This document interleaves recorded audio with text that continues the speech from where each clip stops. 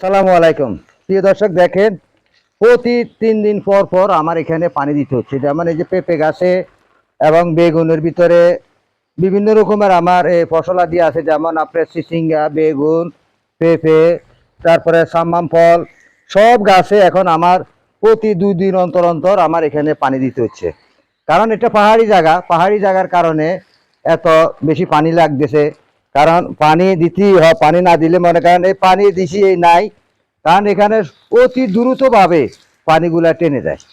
তাই আপনাদেরকে বলি, আপনারা যারা পাহাড়ি এলাকা কিংবা উঁচু জায়গায় চাষাবাদ করবেন, অনেকে তো গাছ লাগাই দিয়ে হয়তো অনেক গ্রীষ্মকালের লাগে চলে যান, তখন গাছ আপনার পানি না পেলে গাছ আসলে মারা যায়। পানি বেশি হইলেও গাছের জন্য সমস্যা, পানি কম হইলেও সমস্যা, নিয়ম অনুযায়ী পানি দিতে হবে।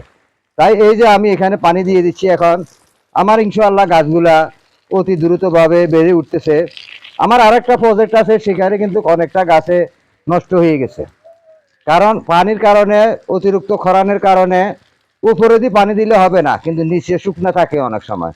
তাই আপনারা ভালোভাবে ভিজিয়ে দিতে হবে। খেয়াল রাখবেন পেঁপে গাছের মাধ্যমে, এই যে এখন আমি যেভাবে মাদা করে পানি দিচ্ছি, আপনারা ঠিক এইভাবে মাদা করে পানি দিবেন, পানি দিয়ে ডুবিয়ে দিবেন।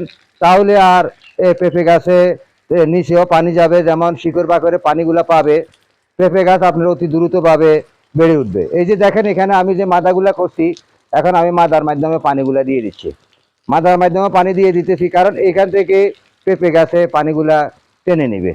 তাই প্রিয় দর্শক, আমার এখানে হলো সম্পূর্ণ টপ লেডি, রেক লেডি এবং কি গ্রিন লেডি, আমি 3 জাতের পেঁপে লাগাইলাম। তো আমার আরেকটা প্রজেক্ট আছে, আরেক বাইরের খামার আছে, সেখানে আমার পেঁপে গাছে 15 ইঞ্চি পেঁপে গাছে আমার পেঁপে ধরতেছে। তাই আপনাদেরকে বলি, আপনারা পেঁপে গাছ লাগাইবার সময় কিন্তু আপনারা এই যেখানে মাটি, দোআঁশ মাটি হইতে হবে। দোআঁশ মাটি না হলে সেখানে কোনো প্রকারের পেঁপে গাছ আপনার হবে না। তাই প্রিয় দর্শক, আপনারা এই যে দেখতেছেন আমার এখানে আমি আমি প্রতিনিয়ত আপনাদেরকে এই ভিডিওগুলো দিই, কিংবা আপনারা জানার জন্যে, আপনারা এই হিসেবে চাষাবাদ করার জন্যে। এই যে দেখেন আমার এখানে বেগুন গাছে প্রচুর পরিমাণে বেগুন আসতেছে। কারণ আমার এই বেগুনগুলা কিন্তু ফুল বর্ষাকালে, এখন কোথাও আর বেগুন নাই, বেগুন গাছ মরে সম্পূর্ণ মরে গেছে। পানির সংকটে অনেকের বেগুন আছে, অনেকের নাই। কিন্তু আমি যে বেগুনগুলা লাগাইলাম, আমার এই বেগুনগুলা কিন্তু ফুল বর্ষাকালে আমার এখানে বেগুনগুলা হবে। তাই প্রিয় দর্শক, আপনাদেরকে বলি, আপনারা এই হিসাবে যদি চাষাবাদ করেন, এই চাষাবাদের মাধ্যমে আপনি আপনার খাদ্যের চাহিদা মিটাতে পারবেন। খাদ্যের চাহিদা মিটাই আপনি কিছু বাজারজাত করতে পারবেন। তাই আপনাদেরকে বলি,